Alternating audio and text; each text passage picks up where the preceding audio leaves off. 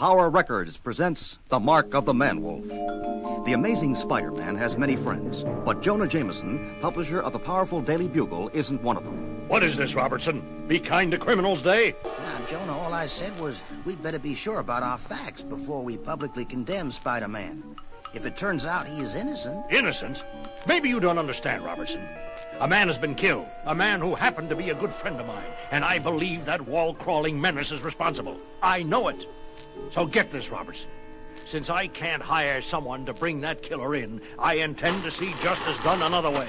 By making the public demand his capture at once. I'm only your city editor, Jonah, but I think you're making a grave mistake. Wait a second, Robbie. We've got company. I'll talk to you later then, Jonah. Hi, Dad. Thought I'd drop by to pick you up for dinner. It's time you met my fiancée, Christine Saunders. Fiancée? Well, I must say, it's about time. We were finished, weren't we, Robbie? If you say so, Jonah.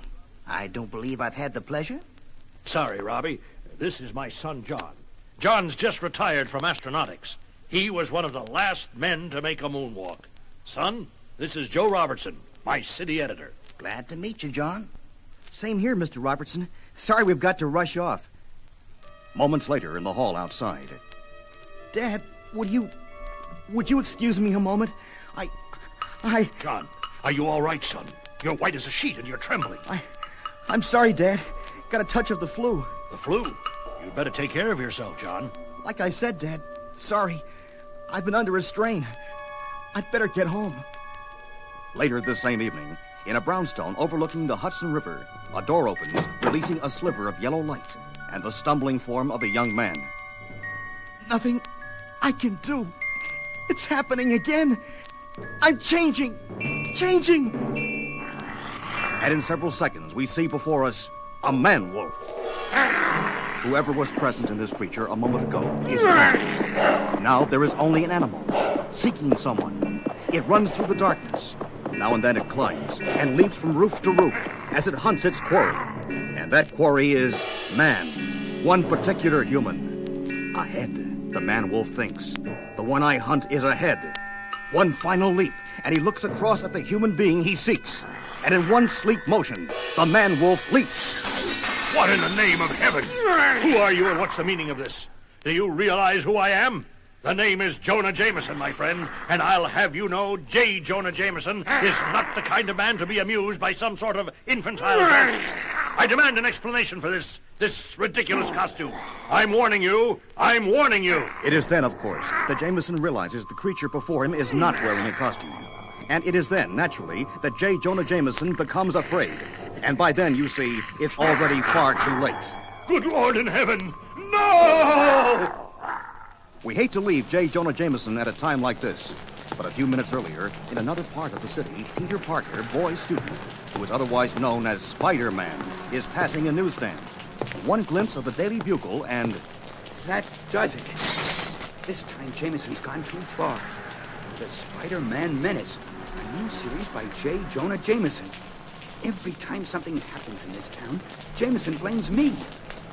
According to Mr. Warmth, Spider-Man should be hunted down like a mad dog. Innocent till proven guilty.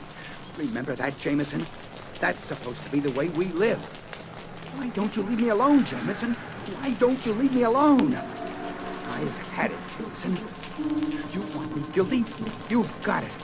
I'll show you a menace, Jameson. You just better hope your insurance is paid up, buddy. Because, mister, you're gonna need it. I never asked to be bitten by that blasted radioactive spider.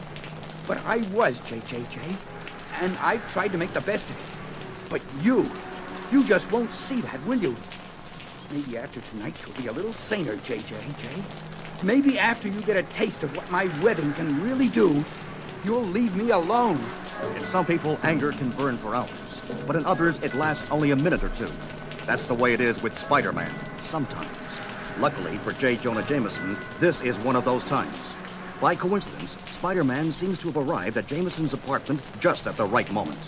Now that's a kick in the head. Either Jameson's taken to keeping pets or I just saw a werewolf. Spider-Man! You're in this too! In case you hadn't noticed, Sweetums, I just saved your life. Say, Jonah, if I didn't think you were so lovable, I'd say White Fang here had a grudge against you. Think about it, Jameson. Have you insulted any werewolves lately? They don't scare me a bit. I've been spoiling for a good fight. It's about time I... Our hero isn't faring too well. Look out, Spider-Man! Look out! Spider-Man, unconscious. It wouldn't be fair to call Jonah Jameson a coward, but at this moment, he is frightened halfway to death, but not frightened enough to resist a snarling man-wolf. What? What do you want with me? Why me? I've never done anything to you. Never attacked you. Why did you pick me? As though in answer, the man-wolf backs off, and Jameson's eyes draw downwards, and he sees what he has not seen before. Man stares at Wolf, and Wolf stares in turn, and something passes between the two. A wordless communication, a plea for help. Then, without another sound, the man-wolf springs from the window, leaving behind him one very quiet, middle-aged entrepreneur and a slowly stirring Spider-Man. Jonah? What happened to Tall, Dark, and Hairy? Don't tell me you beat them all by your lonesome. If that gets out, we'll have to put you up against the heavyweight chain. Say, what's the deal, Jameson? Where are those snappy comebacks? You're not going after him, Spider-Man. I won't allow it. You won't what? After that character tried to kill you? That doesn't matter. It's not important. If you attack him, I'll make you pay, you wall-crawling menace. Look, I'm not your biggest fan, but that monster... Spider-Man, I swear to you, if you move one muscle against that creature, I'll report this as an attempt on my life by you. Am I clear? Loud and clear. Next time, remind me not to play Good Samaritan. Some people have a weird sense of gratitude. Grateful? How can I be grateful to the man I hate most in the world? How can I be grateful when the mad killer he saved me from is my son? Hours pass. The man-wolf leaps and lunges from roof to roof, searching. It can sense its prey. It seems like no other the man-wolf has ever sought. The one who attacked me, who sought to kill me. He is there. The one who must die. Funny. We started this evening all knotted up. Now I feel kind of loose. It was the fight with the man-wolf. Somehow it released all my tensions, worked out all my anger. Almost. I can dig the world. You spoke too soon, Spider-Man. Too soon. Oh, no, not the man-wolf again. What are you doing here? Guess you're looking for a fight. Look out! You're pushing us over the edge. We're gonna fall. Last week in that crummy newspaper of his, but even JJJ couldn't pay a man to go this far, not to the point of suicide. For real, Bunky. Doesn't quite explain why you want to attack me. But then, as our puzzled hero chances to glance down at his struggling assailant... Wait a minute! I see it now. But where? I can't remember where. Huh? Whoops! I blew it. Lost my attention, my grip, and next on the list is my life. But a new element is added to the picture. The moon. It's setting. And by all legends, that means you're due for a transformation. Just as I thought. As soon as you realized what was going to happen when the moon goes down, you split.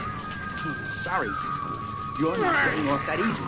Suddenly, you've caught my interest with that pendant thing. And there's no way I'm letting you slip out of my hands until... I thought a knock on the head you gave me a couple of hours ago in Jameson's pad. Oh, my head. Come on, Parker, you've got to snap out of it. You've got to think. Where have you seen that pendant before? Where? Though he isn't aware of it, our hero is on the right track, and so is a certain publisher. This is my son's apartment. All I can do is pray that I'm wrong. John? Son, are you there? Blasted boy, answer me! Oh, dear Lord, that costume. I'd recognize it anywhere. It's true, then. My son is a man-wolf.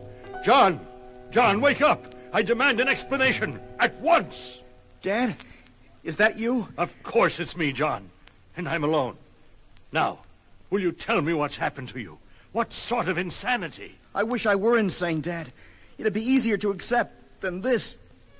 For a moment, Jonah J. Jameson stares at the man he calls his son. And when he speaks again, his voice is softer. Tell me, John. Please. I want to help. If only you could. There's nothing you or anyone can do. This is my nightmare. I've got to get out of it myself, just as I got into it, all by myself. It all started 6 months ago at Cape Canaveral with the takeoff of a special unscheduled moon flight. It was the same as the previous public moon flight in every way. But what? I found something on the moon's surface. A rock. Strangest rock I'd ever seen. Right then, I was determined that it would be mine. Back on Earth, I had a friend who worked in the quarantine center. With a little coaxing, I got him to borrow the moon rock for me. I had my rock made into a pendant, and I took to wearing it around my neck. Didn't think much about it at first, until one night I was taking the turnpike up to New York for a late dinner date with my fiancée, Christine. Something happened to me. Something inexplicable. That's funny. Suddenly I feel tired, exhausted. Mustn't be getting enough sleep. Either that or it's this blasted night driving. It wasn't the night driving. It was the moon. The sudden light touched me. I glanced up, and it was then that it began. The pendant, glowing, something about the moon. Lord in heaven, what's happening to me? Every month since then, I've been transformed. And to date, none of my efforts to stop that transformation have succeeded. Not even the radiation suit I had made to cut out the lunar rays. The first time I wore it, last night, the suit came apart. Just like my chances to see this madness through alive. Don't talk like that, son. It's obvious you haven't thought this out at all. Why not just take off the pendant? Don't you think I've thought of that, Dad? I have tried to remove the stone, but it's too late. It's grafted itself to my skin, permanently. 7 hours have passed. 7 hours? And now it's time to get on the trail of the man-wolf. In another part of the city, at that certain brownstone, we find... It's not like John to ignore a date. I hope he isn't sick. He has been acting oddly these past few weeks. That's funny. And I can hear the bell ringing upstairs.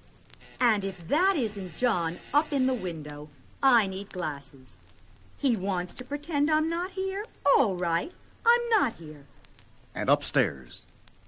Now it's your turn, Dad. Better leave. Something changes in me when I become that thing. I want to hurt the people I love, like Christine, and like you. Now, son, if you're trying to tell me the reason you attacked me was to kill me, that's utter nonsense. You wanted my help, don't you see that, John? And you couldn't stop yourself, your animal self, from... Meanwhile, a few blocks away, Spider-Man starts on his moonlight journey. Hurry, Spider-Man, hurry! Great, what a good night's sleep can do. I almost feel like myself again. Now, what was going through my mind? A pendant. A pendant. Hey, wait a minute. My subconscious must have been working overtime because it just put 2 and 2 together and came up with 4. That costume the man-wolf was wearing, it wasn't fabric. It was some sort of insulation material, the kind used on spacesuits for astronauts. And it just hit me who I know that has an astronaut's son. And who was attacked by a werewolf in astronaut clothing? J. Jonah Jameson. A quick glance in the Manhattan telephone directory tells our hero what he needs to know, and so... Maybe I'll have some good luck for a change. Bingo! Looks like I've hit the jackpot. It's the man-wolf. Here we go again, Wolfie. This time, I have a theory to try out. It's my guess that pendant is what's making you a werewolf. And so it has to come off, even if I have to tear it off. Spider-Man, what's happening to him? He's changing. Dear Lord, I didn't realize. The pendant had grafted itself onto his skin. The transformation begins, and the identity of the monster becomes apparent. All too painfully apparent. John, son, are you all right? He's just fine, Jameson, now that this thing's off him. Better get him a doctor, though. Fast. Doctor? What? The publicity? Publicity? Your son's life was at stake, not to mention the lives of people he might have killed. Let's hope we stopped him in time. Johnny, are you okay? Mr. Jameson, is he okay? Answer her, Jameson. Tell her everything's real swell. Maybe someday you'll even begin to believe it yourself. Spider-Man, wait, Save it for the papers, Jonah. Save it for tomorrow. And so ends another adventure of the amazing Spider-Man.